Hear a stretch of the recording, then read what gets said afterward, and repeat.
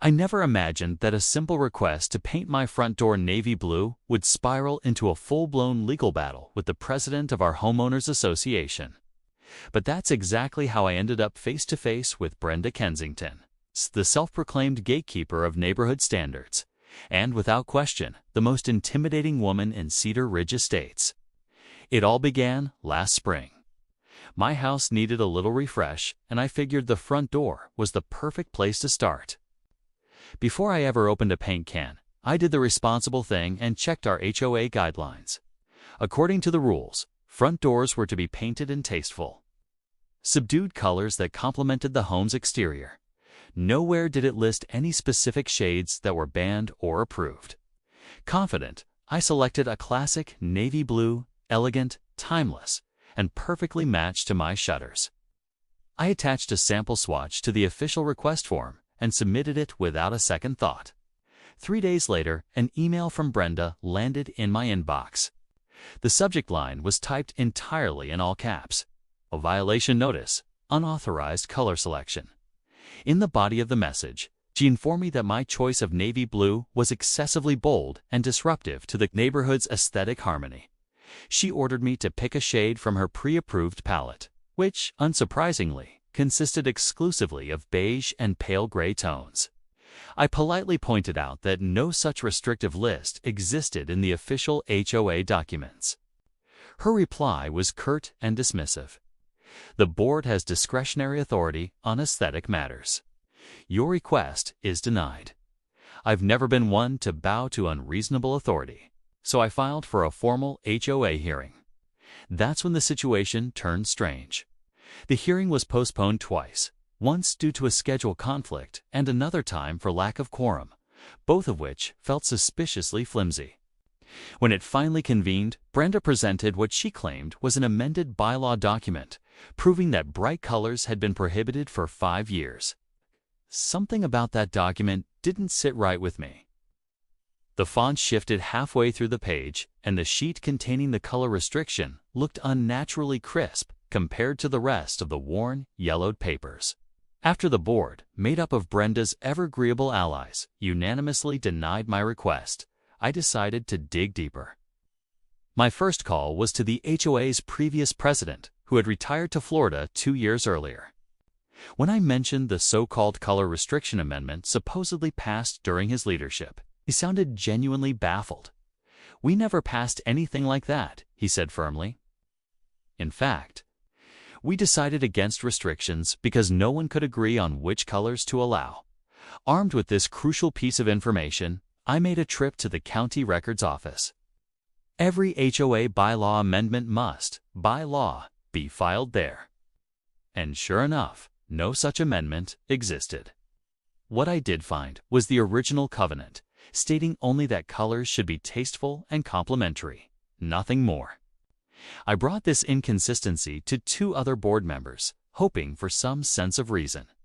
Instead, they shifted uncomfortably in their seats. One offered a weak defense. "Brenda's very organized with the paperwork. She probably just hasn't filed the latest amendments yet." That explanation didn't convince me for a second. So I sent a formal letter to the entire board, demanding clarification on the missing amendment. 3 days later, I came home to a certified letter with Brenda's name stamped on it. Inside was a notice of violations totaling $900 in fines. According to her, I'd committed several offenses: improper garbage bin placement, unauthorized garden border stones, and most laughable of all, excessive holiday decorations in April.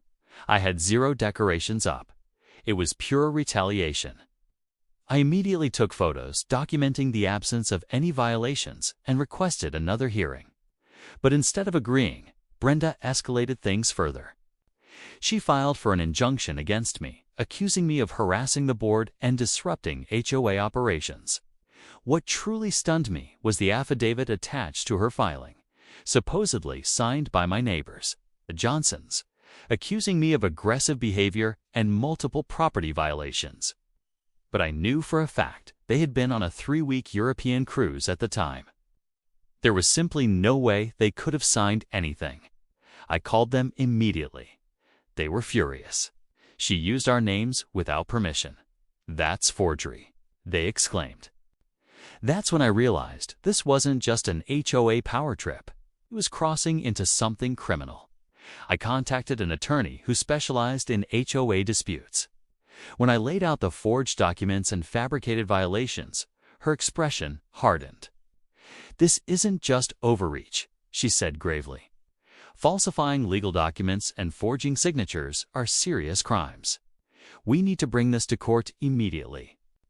Together, we filed a countersuit against the HOA and Brenda personally, attaching every piece of evidence I had gathered: tampered documents, missing filings, forged signatures, and retaliatory fines. The case landed before Judge Marcus Rivera, a man known for cutting through nonsense like a hot knife through butter. He reviewed the filing and wasted no time.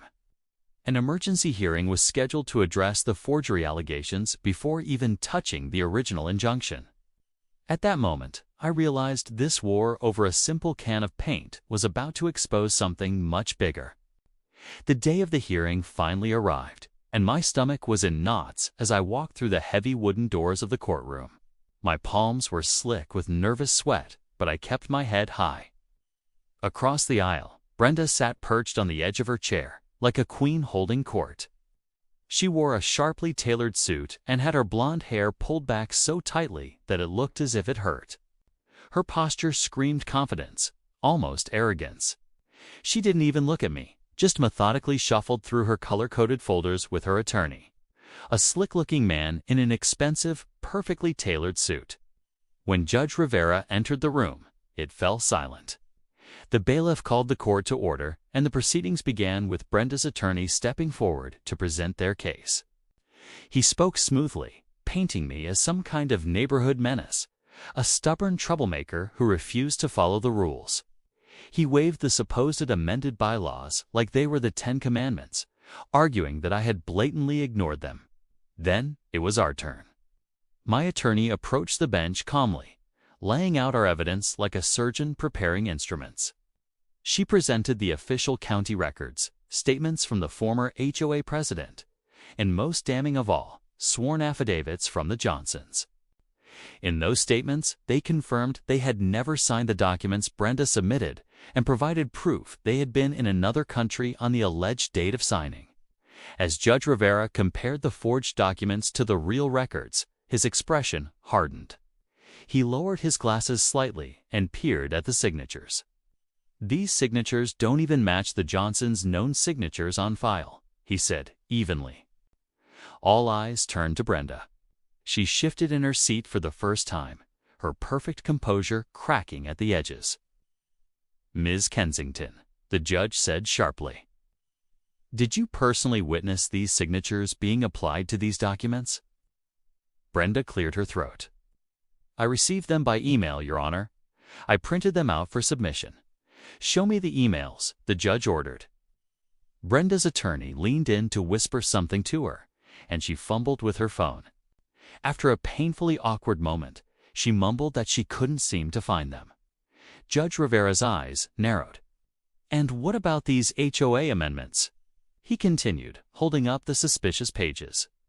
"The county has no record of them, yet you're enforcing them as if they were legally binding." Brenda launched into a rambling explanation about administrative delays and backlogs. But the judge raised his hand to cut her off mid-sentence. "This court takes a very dim view of document falsification. Ms. Kensington," he said firmly, "I'm ordering a forensic examination of all documents submitted in this case." The blood visibly drained from Brenda's face. Her attorney immediately requested a recess, which the judge granted. When the court reconvened 30 minutes later, the atmosphere was different. The ironclad confidence that Brenda wore like armor was gone. She was whispering rapidly to her lawyer, her hands twisting nervously in her lap. The forensic document examiner delivered the results quickly and clearly. The so-called amended bylaws were printed recently, not 5 years ago as claimed. The paper didn't match the rest of the document. And worst of all, digital analysis confirmed that Johnson's signatures had been electronically copied from their HOA membership forms and pasted onto the fraudulent affidavit. That was the breaking point. Judge Rivera's patience snapped. "Ms. Kensington, stand up," he commanded. His voice filled the room like a thunderclap. Brenda slowly rose, her hands trembling. Her eyes darted from the judge to the gallery, as though she might find a sympathetic face somewhere in the crowd. She found none. Based on the evidence presented, the judge declared, "I'm dismissing the injunction against the defendant. Furthermore, I'm referring this case to the District Attorney's Office for investigation into document fraud, forgery, and perjury." Bailiff, "Take Ms. Kensington into custody." The sound of the courtroom gasping in unison echoed off the walls. The bailiff approached her, and Brenda stood frozen, her jaw slack as if she couldn't believe this was happening. "This is ridiculous," she sputtered, her voice climbing to the sharp, shrill tone I'd heard too many times at HOA meetings. "I am the president of the Cedar Ridge Estates, HOA. You can't treat me like a common criminal." Judge Rivera didn't even flinch. "The law applies equally to everyone, Ms. Kensington, regardless of their position in a homeowners association." The bailiff gently but firmly took hold of her arm. Brenda's perfectly painted mascara began streaking down her cheeks as tears filled her eyes. She turned back toward me, her face twisted with a mix of rage, disbelief, and humiliation. "Sir," Judge Rivera said, addressing me directly, "you're free to paint your door any color you wish in accordance with your actual HOA covenants. And I strongly suggest the remaining board members hold an emergency election to replace their leadership." As Brenda was escorted out in handcuffs, she glanced over her shoulder one last time, her voice trembling. "This isn't over. I've given everything to this neighborhood," she said, just as the courtroom door shut behind her. The judge set her bail at $25,000 and ordered her to surrender her passport while awaiting trial on multiple felony charges. When his gavel struck the bench, the sound rang like a gunshot.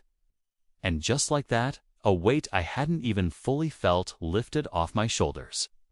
I walked out of that courtroom a free man, not just free to paint my door navy blue, but free from the shadow of Brenda Kensington's self-made empire.